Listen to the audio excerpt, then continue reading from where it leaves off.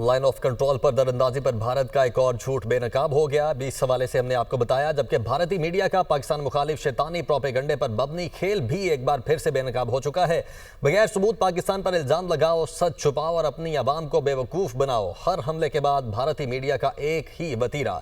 Hindustan times के मुताबिक पहलगाम हमला 3 बजे हुआ। जुराई के मुताबिक भारतीय खुफिया एजेंसी रॉ से जुड़े सोशल मीडिया अकाउंट ने 3:05 पर पाकिस्तान पर इल्जाम लगाया। हमले के 30 मिनट बाद भारतीय सोशल मीडिया अकाउंट्स ने ट्वीट्स का आगाज कर दिया है। साबिक सेक्रेटरी खारिजा एजाज चौधरी साहब इस वक्त हमारे साथ मौजूद हैं। एजाज साहब, बहुत शुक्रिया, आपने ज्वाइन किया। ये जब से सिचुएशन चल रही है, अभी तक मुख्तलिफ तजियाकारों से हम साथ हैं, उनका तजिया भी ले रहे हैं। आप अपने ओपनिंग कमेंट्स में कैसे देखते हैं सारी सिचुएशन को, कैसे एनालाइज करेंगे, इसके बाद आगे चलते हैं। देखिए, कहीं भी इंसानी जानें ज़ाया हों तो अफसोस होता है, और वो मेरा ख्याल है सबको करना चाहिए। पाकिस्तान की हुकूमत ने भी किया है। लेकिन जिस तरह अभी आप बता रहे हैं कि 3:05 पर, सिर्फ 5 मिनट बाद उन्होंने पाकिस्तान पे इल्ज़ामात लगाने शुरू कर दिए। तो ये ज़्यादा बड़ा अफसोसनाक है कि आप इतने गैर जिम्मेदाराना अंदाज से पाकिस्तान पे इल्ज़ाम लगा रहे हैं, ना तहकीक की है, ना कुछ सबूत दिए हैं, और अब ये झूठे और अपने ही बयानियों को ज़्यादा ज़ोर देने के लिए अपनी ही आवाम को धोखा दे रहे हैं कि जी इन्फिल्ट्रेटर्स भी पकड़े गए हैं, जबकि वो मकामी लोग थे। तो ये बड़े अफसोस की बात है। बहुत सारे लोग अब ये कहने लग गए हैं, कम से कम हमें तो नज़र आना शुरू हो गया कि शायद कहीं ये फॉल्स फ्लैग तो नहीं था।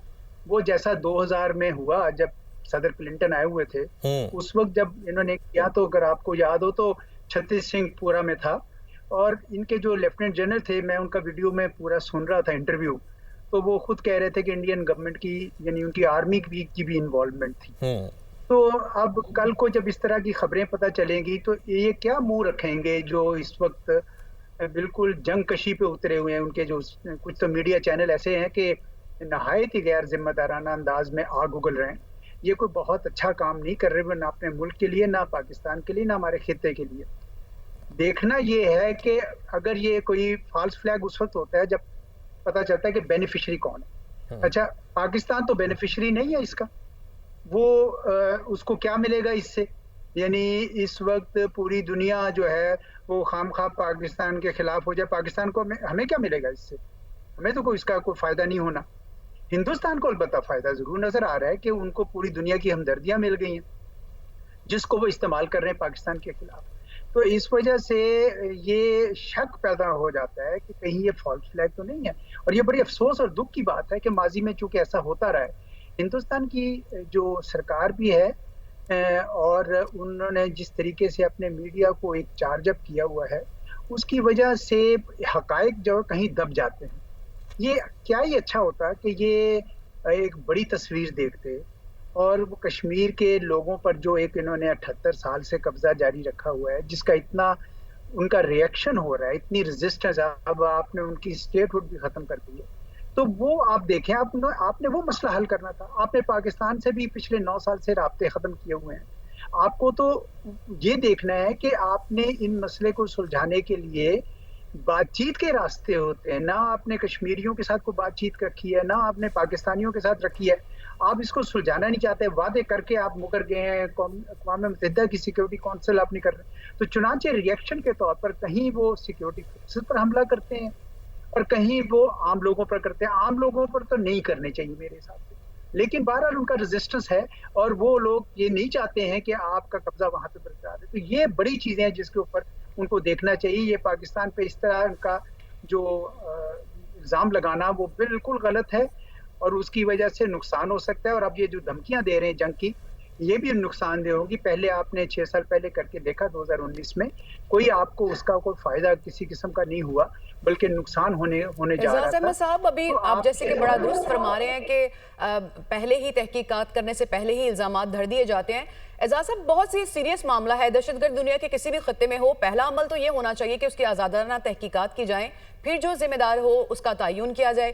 क्या वजह है कि जब इन दो मुल्कों के दरमियान ऐसा कुछ होता है तो यहाँ पे हमें कोई रैशनल चीज़ नजर नहीं आती है, फौरी इल्जाम तराशी शुरू कर दी जाती है? क्या इसके मकासद सियासी होते हैं? जी, मेरा ख्याल है सियासी होता है। देखिए, दोनों मुल्क नहीं करते। मैंने नहीं कभी देखा कि पाकिस्तान ने एकदम से इल्जाम लगाया।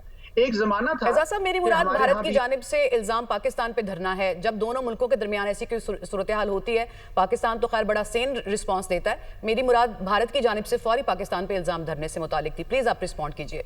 नोट किया कि भाई वो एकदम से जो इल्जाम लगाते हैं हम पे, उसी से तो शक पड़ता है कि ये कहीं सोचा समझा मंसूबा तो नहीं है। और इससे भी बड़े अफसोस की बात यह कि इंसानी जानों पर खेलना, इंसानी जानों पर सियासत खेलना, तो यकीनन मुझे तो यही लगता है कि ये कोई सियासी अंदाज है जिससे ये वो अपनी सियासत करते हैं, जो बड़ी घिनौनी किस्म की सियासत है। और मैंने 2-4 चैनल कल जब शुरू हुआ तो इंडिया के देखे, तो बड़ा ही अफसोस हो रहा था जिस तरीके से वो चाह रहे थे कि फौरी तौर पर जंग शुरू हो जाए, एकदम से वो चाह रहे थे। हालांकि उनको अंदाजा नहीं है कि ये उनकी अपनी, चले आपने एक प्रोग्राम कर लिया, अपनी आपकी नौकरी पूरी हो गई, लेकिन कितना नुकसान हो सकता है दोनों मुल्कों की अवाम को, कितना पिछड़ सकते हैं दोनों के दोनों पीछे। और पाकिस्तान तो पहले चले मुश्किलात में है, आपकी तो इक़्तिसाद अच्छी चल रही है, वो भी एकदम से पीछे को आ जाएगी। तो ये किस किस्म का आपने ये वावेला और ड्रामा शुरू किया है? मेरे ख्याल में हिंदुस्तानी हुकूमत को थोड़ा सा अपने मीडिया को समझाने की जरूरत है। ये जो इतना चार्ज किया हुआ है उन्होंने पिछले 9 साल से, ये उनके लिए अच्छा नहीं है। ये बहुत ही माहौल उन्होंने एकदम से परागंदा कर दिया। ठीक।